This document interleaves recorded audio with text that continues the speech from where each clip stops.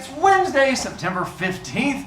Then we'll see, I think, the kids at home. If you're watching a little video thing, you'll see that it is probably not as long as some of the other ones, but we'll see what we can do from that one. You are now down to 8 points, just so that you are aware. The kid that yelled out, "Hi, guys," when he was already standing. Which seemed like a bold move, but sometimes you learn from your poor choices. Tomorrow, we will be going to the library for about half the class period. There's no lesson tomorrow. My goal with tomorrow going to the library is a couple things. If you want to check out book, you're more than welcome to. If you have not finished yesterday's fisherman thing, then you're going to get a chance to finish yesterday's fisherman thing. If you would still like to work with a partner, you're more than welcome to work with a partner while we're in the library. That is fine with me. Also, I'm going to be giving you homework today in just, not a moment, but towards the end of class. And I want to give you time to get that one done also. And then technically I'm also giving you homework tomorrow. So I figured instead of trying to overwhelm you, for those of you who might be falling behind, I'm going to give you like half the class period in the library to get things done. And that was my goal. So those of you who have not lost any B points this week, you're welcome to use the loft as long as you're working on stuff, and that's fine with me. If you've lost B points this week, then you're stuck down with us and stuff like that. If you're confused on the fisherman story, I will answer questions for you tomorrow. You're more than welcome to ask. If your question is, "I didn't read it, what happened?" then I'm just going to make up stuff, because half the quiz on Friday is going to be about the fisherman, and I get to sort of see how I can mess with your head on that one, because it'll definitely entertain you. Miles? Question. Yes, Miles? For the actual subject sheet Uh-huh. on Canvas, when you print it out, that size on the paper, so it's not, you can't physically write on it and make it legible. So can you print it bigger? So how do you, because like we had my mom, I actually printed today, and she was like, it's printed the same size. Correct. I'm not sure how. I mean, you can do it on a separate piece of paper if you want to. Okay. That's fine. I mean, you just have to number it, and then make sure you do the correct phrase. Like my paper's not special. It's just a way of making it easier on people. If you use I have kids who do their own notebook paper all the time. I have no problem with that at all. Carrington. So, I went to the link and it wouldn't work on Fridays. The YouTube link, it didn't work. Okay. And so from there, this is to cover that one. Library visit tomorrow. Last day for shirts. You can turn it. Yeah, I'm not covering it right now. See me at the end of class. What did you say? I said I'm not covering it right now. See me after class. I'm doing a teaching thing You right have now. to do it after class. Yeah, sounds like a you issue. All right. Oh, wait, did you do it the last 4? No, you didn't. Okay. For here, we're going to give you, who the kids already went? So Charlie, you already went. Grant already went. And Mizell already went. We're going to take 3 more people here in a moment for being able to stand up and do the talky things. And again, if you don't do hand motions, it's fine. You just cap yourself and you can't get higher than 3 points. So as long as you're not getting higher than 3, that's fine with me. And that's only if you get them all correct. But if dancing bothers you, I mean, we all should have our own issues. You know, again, characters, who is in the story, setting, when and where, plot, what happens, point of view, how we see the story. That's a different dance. How we see the story, theme, what we learn, internal conflict, major decision, external conflict, something versus something. All right. Charlie, are you raising your hand? Yes. What's up, Charlie? Is it because I'm so proud of you? No. Why? Right. Miles. It is on Saturday. Hang on, he's now down to 7. Wait! This is on the third person on the point of view stuff. For the quiz on Friday? Yeah. I'm actually going to tell you at the end of the day. We'll get there. All right. Then, yes, if you want to help, you have to have points and not be missing stuff, and then you'd be good to go. But How do I point to know? But I don't teach it correct. Fatamante. Can I point? Yeah. Fatamante. I give up. Ball day. There you go. This is a struggly day for one of us. It's me, by the way. I'm struggling. I know. I destroyed your points now because you just used your right foot to erase it. I thought it was a weird way to use your points, but each kid's their own. All right. Then, if we have no volunteers, we get to randomly pick a kid. Let's see. It's there. There. You've already gone. What's up, Grant? Can you advertise my on the camera? Pick one. I'm not doing all of them. Which one's worth the most to you?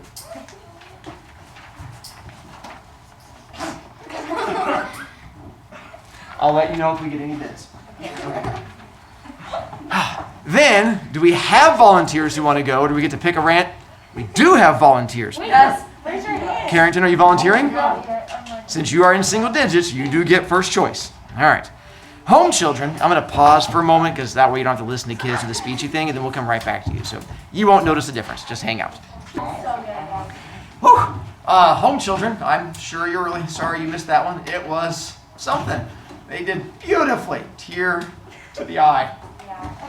All right. Today, we get to go back to non-fiction-y stuff, which I know, I'm just as excited as you guys are for this one. So, for the next couple weeks, we're going to get into what's called CARE, claim, argument, reasons, evidence, whenever you guys have to do non-fiction-y stuff or writing an essay.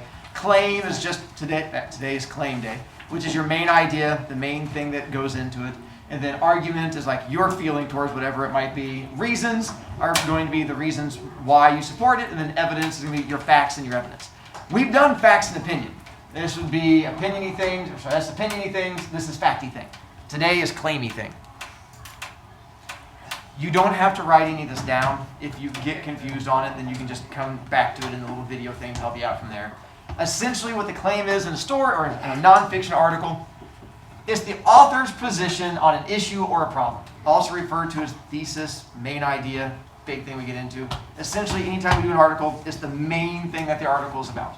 Main idea is the most important idea or claim that the whole thing communicates. As an example, if I were to write an article right now, my article would be, doing TikTok trends that will get you injured or in detention is a dumb way to get internet clout. So that would be my particular one that I would try to write to educate other people. Grant? So, was the camera on when you advertised my art?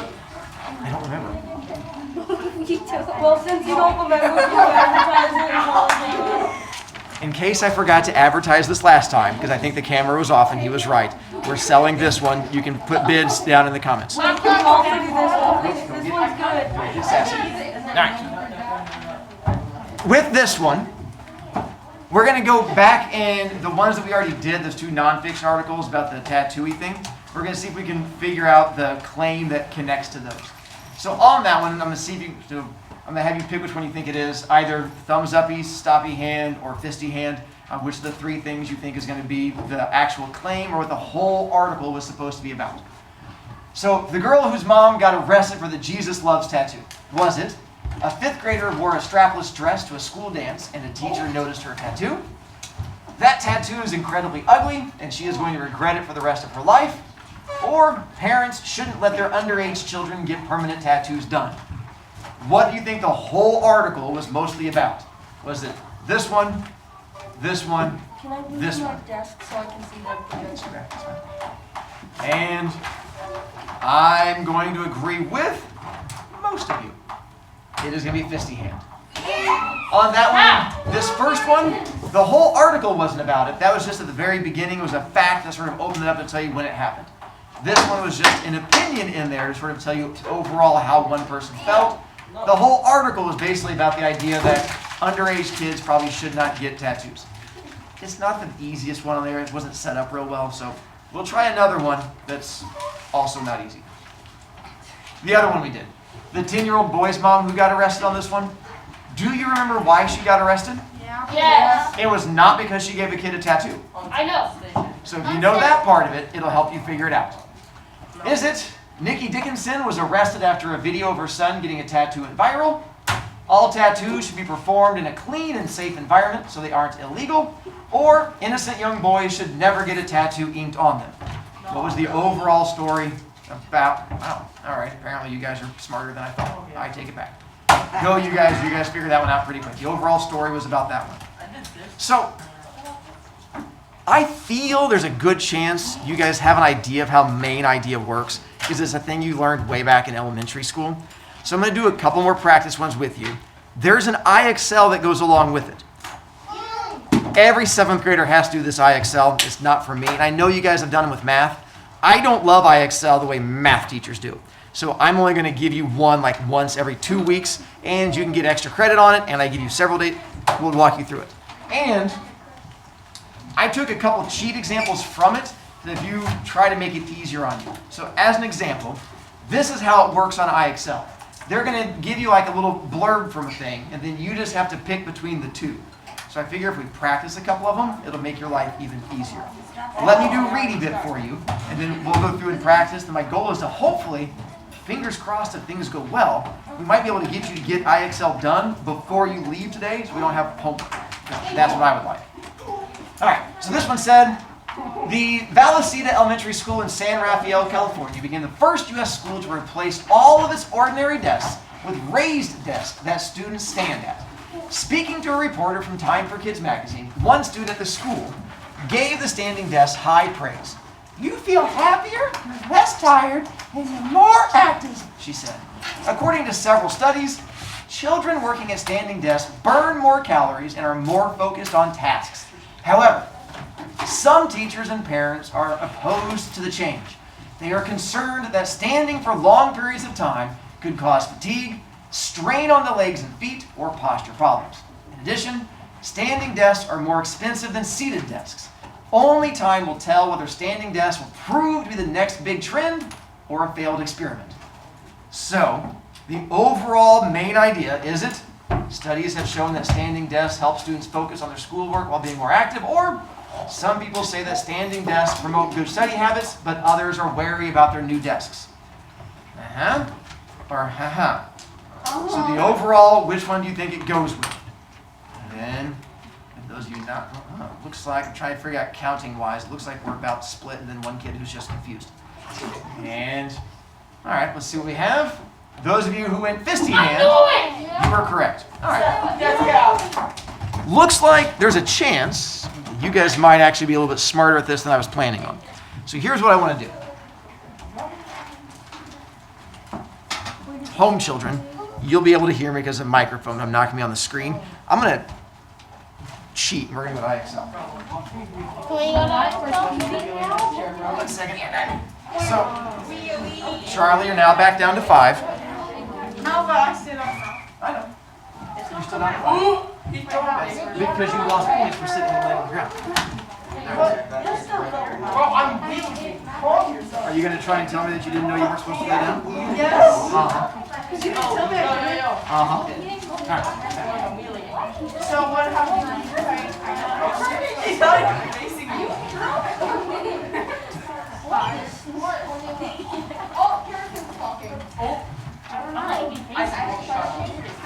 So here's what I'm going to do. These are going to be actual questions that come from our IXL. So if we can get 4 of these correct, I will stop and then let you guys just finish the homework from there. But you have to show me that you understand it by, I'm going to let you guys do voting bits for each one. And as a class, we have to get 4 of them correct. So as a class, we get 4 of them correct. That proves me you know what we're doing, and then we get to move on. So again, we're going to do it in a second. I'll read it to you. And if you want it to be top one, you do open hand. And if you want it to be bottom one, you do closed hand. And then if you want to lose B points, you open up your iPad. All right. So I'll read it to you. It says, Boris Pasternak's 1956 novel, Dr. tells the story of a Russian doctor living at the time of the 1917 Russian Revolution, which led to the establishment of the Soviet Union. Because the book dealt with hardships people faced after the revolution, publishers in the Soviet Union refused to release it, calling it anti-Soviet. Pasternak's solution was, this one's kind of boring, was to have the book smuggled out of the Soviet Union and published in Europe. Though Soviet authorities tried to prevent it, the book was published in Italy in 1957 and was immediately well received. In 1958, it was translated into English and went on to become one of the more popular novels of the 1950s. I've looked at the book. It's boring. Don't read it. I mean, unless you really like that kind of thing, then you're boring. I mean that the nicest way. All right. So if you say open hand, Boris Pasternak couldn't get his book Dr. Zhivago published in the Soviet Union, so he had the book smuggled out of the country. Closed hand, Dr. Zhivago showed the problems that Russia faced through the Russian Revolution. So hang on 1 second. So we're looking for the most important idea or claim that the text gets across. So I'm going to go off of majority of hands. And then those of you who raise both hands, I just charge you a point for being the annoying kid. To there. It looks like we have a lot of open hands. Open hands is top. All right. Let's find out. And It's right. all right. Wait, Mr. Brovicast, before you go on, That's 1 down, 3 to go. What's that kid going down to 4 points? I couldn't hear you. All right. So this one is, the lights on tall communication towers warn pilots to avoid the towers when flying at night. Unfortunately, the steady red lights often used on towers have the opposite effect on birds. The bright beams attract and confuse them. Instead of avoiding the lights, the birds fly directly towards them, crashing into the towers or becoming entangled in power lines. Millions of birds have died this way. However, there's a solution. Unlike steady lights, flashing or blinking lights don't attract birds. In response to demands from conservation groups, the Federal Aviation FAA, who controls planes, in 2016 began requiring communication towers in the U.S. to use blinking lights instead of steady ones. At least that was somewhat more interesting. All right. Open hand, birds are attracted to the steady red lights on communication towers. Closed hand, to save birds, communication towers have begun using blinky lights. Yeah, I'm ignoring you. All right. There, because you made me yell at you. Looks like, now some of you guys are doing open hand, which is fine, but the majority of kids are saying closed hands, so we're going to see. So this one is closed hands. Let's see. Hey, that's 2 right. All right. Charlie, question? Sure, give me a shoe. Put you in the hallway. I didn't have you already have Yeah, I give it back to you. And wait, you have to wait till we get done. You'll be standing until we finish this. Charlie got 5. Ooh. I read this one earlier. Get away from me. I thought this one was tough, but my first period kids got it much easier than I did, so maybe you guys are smarter than me. Our early ancestors were hunter-gatherers who obtained food by hunting and by searching for edible wild plants. They needed strong bones, including large, strong jaws, that enabled them to eat tough, uncooked foods. Not you, the girl behind you. When our ancestors developed agriculture, however, their diet changed. Here you go. That's fine. You can go. They began growing plants, such as grains and beans, and raising animals for food. They also started cooking their foods, making them softer and easier to chew. Consequently, the human skeleton underwent radical changes over time. The human jaw became smaller and changed shape. Other bones also evolved, becoming lighter, especially in the joints, as a result of both dietary changes and a less active lifestyle. That one wasn't quite as interesting. So we have, on this one, it makes me just imagine humans having like a giant horse jaw and being able to like crush apples in their mouth. That would have been fun. All right. Open hand. Early humans ate uncooked meats and vegetables, so they needed strong jaws for chewing. Or, as early humans developed agriculture, their bones changed significantly. Hang on, I'm going to choose which one I think it is. All right, I have my choice, which is, hang on. Okay, and what you guys are going with looks like mostly closed hands. Is that correct? Yeah. Not all of you, but most. All right, let's find out. If we get this right, how many is it? 3.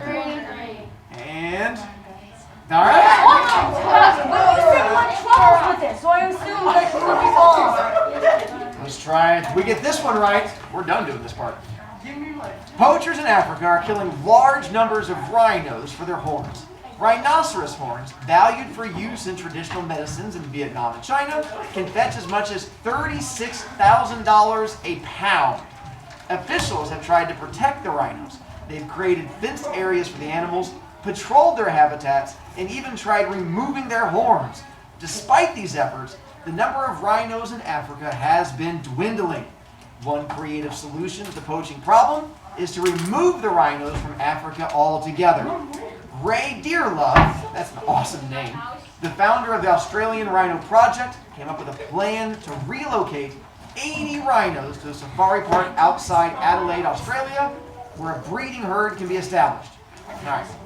Open hand, because other attempts to protect African rhinos from poachers have failed. The Australian Rhino Project is relocating the rhinos to Australia. Closed hand. Closed hand. Officials have tried to protect African rhinos from poachers by guarding their habitats and removing their horns, but their efforts have been largely unsuccessful. I think it got a little bit tougher. Hang on. I'm choosing which one I want first, because I've not read this one yet. I'm different. I'm not looking at you guys yet. I'm different. right, I have which one I think it is. And you guys are going with, ooh, hang on, I might have to count. This one's pretty split. Looks like, all right, that is more open hand. All right. Oh, you were just. All right. Oh, no, you are. So, I'm going to be honest with you. I have not read this one yet. I thought it was closed hand. But, before you start shaking your head, I practiced these this morning to see how they went. I was awful. I got a lot of them wrong.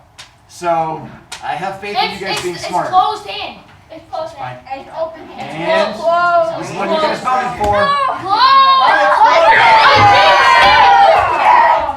Congratulations. You are smarter than I am. I knew it because I copied from the majority of people, huh? I told What are you you. doing is jinxing it. There's a chance either I'm really good at teaching you guys this, or you're smarter than me. Yeah. I think you're really good I at think teaching it's the us. second one. Thanks, You're really character. good at teaching us. I'll give you points. Right? Miles, I'm gonna get up to 80 points on that. have I explained it yet? I took it off. Oh, it's almost like there's more class coming, Miles. All right, so now let's help you out. Open up iPad, go to Canvas, find my page, so I can answer Miles' question and not harass him. Home children, this is going to work for you also. Ooh, it's like a little birdie. No, we're not going to throw it away. That's not what Oh, it's a whale. That's even better. That's actually good. All right, That was fun. go to my page, and then find the one that says Main Idea IXL. And I'll sort of explain to you. Don't go to IXL yet. I know you guys are excited about IXL. You're like, I love IXL. I understand. Absolutely. But I want to explain the thing before. That's me. You're so. All right. Mariah. Once you've done that, and you've clicked on the Main Idea IXL, it brings you to this page. Yes, it's a good. This is where I will explain things to you. This is where it's going to tell you when it's due. This is also where you submit it. For those of you who have done the IXL in math, we have to do the screenshotty thing. We do the same thing with the screenshotty thing. My grading is a little bit different, which is down here at the bottom, which I'll put on a new screen to explain to you here in just a second to help you out. So here's how my grading thing works. I know in math you have to get to the 80. I let you choose. As long as you get to 50, you can turn it in. It's just the higher you get, the more points you get. As long as you get to the 50 points, you get 5 out of the 10. It's a 10-point assignment. And then if you go above the 10, then you get to go up to extra credit. So if you go to a 90 score or a 100 score, then you can get extra credit on it if you want. If you get to 77 and that's where you want to stop, I'm fine with that. It just means that you don't get any higher than the 8 points. As long as you're okay with that, so am I. Because in order to get to that one, you get to the 80. My recommendation is as you go through and do it, take screenshots as you get higher and then just turn in the highest screenshot.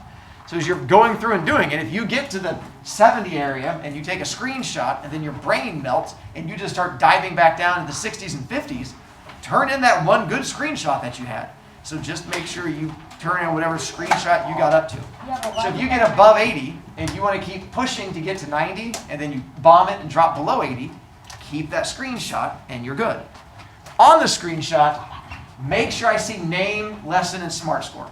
If I don't see those 3 things, I don't count it. Because I had kids who will try to do like some kind of weird crappy thing where it just turns in like a grade or something like that. It doesn't do you any good. I have to have the screen where I can see score, which one it is, and then your name at the top. As long as those 3 things are in it. Also, I think if you go over 100, for some of you who are good readers or have the free time, it resets to 0, but it gives you that weird little metally thing on it. If you do that, just make sure that you just draw a picture of the little metal down there, and then you'll get your full points. Because you can go above 100. It doesn't get you extra points, but it's apparently a thing that you can do at that point. Isaac? So is 50 like 5 points at no. Correct. Okay. 5 out of 10 is 50%. But I figure for some kids, if that's as far as you want to go, that's fine with me. I'm okay with it. Carrington? So, if you have a A in your class, like an A plus, and you get those 12 more points, wouldn't it be like over? Probably. That's how math works. And then, can you go back to the part where you said, yeah, that? It says first grade. Yeah, good job. Your ability to read is strong. All right. Wait, where? Then, Now, I'm giving you the rest of the time to get through the IXL to hopefully not have homework. Home children, same thing. I'm done yelling at you. Apparently, hopefully we've helped you. By the way, if you paid attention, we gave you like 5 of the questions you get to at the very beginning. Like I took it straight from the IXL. So there's every chance we'll be there. I'll come over and help you in a second, Braylon. Give me one moment. The main idea.